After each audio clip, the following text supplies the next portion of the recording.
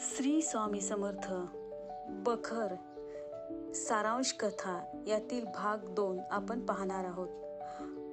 गोपाळ बुवा केळकर यांनी त्यांची व्याधी जर खरंच कोणी या जगात ईश्वर असेल तर त्या ईश्वराने 8 दिवसाच्या आत माझी ही व्याधी जर कोणी बरे केले तर एका भगवंता वाचून कोणाचीही चाकरी करणार नाही असे म्हणाले होते।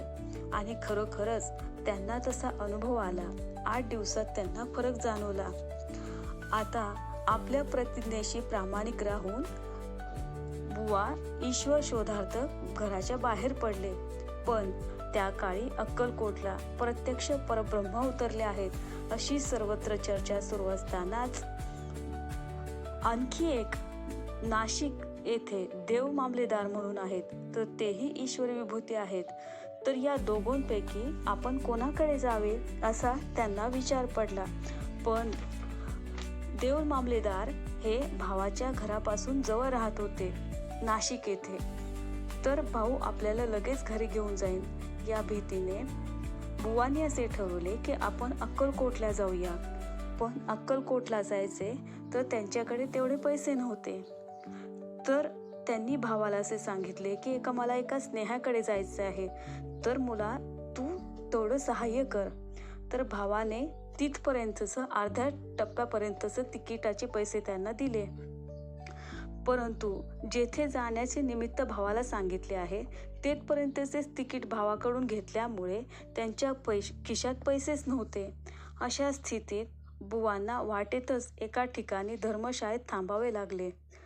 आता खिशात पैसे नाही, अक्कलकोटला कसे जावे या विवंचनेत ते असताना मध्यरात्रीच्या सुमारास एक अलंकाराने सजलेल्या बाई सामान सुमानांनी भरलेल्या 10-12 गाड्यांसह येऊन उतरल्या।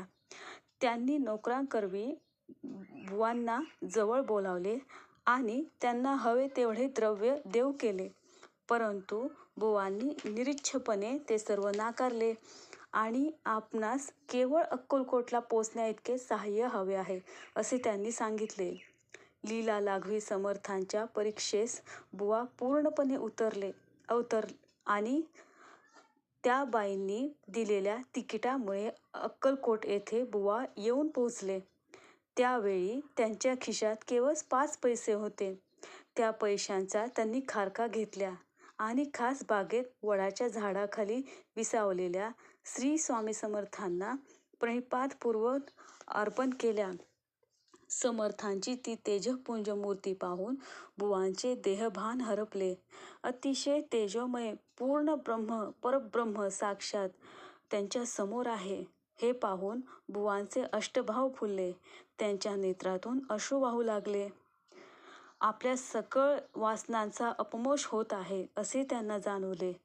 ते आपले देहभावन हरपून श्री स्वामी माऊलींना पाहून अतिशय आर्त भावाने समर्पित झाले आणि संपूर्ण जीवन त्यांच्या चरणी समर्पित केले।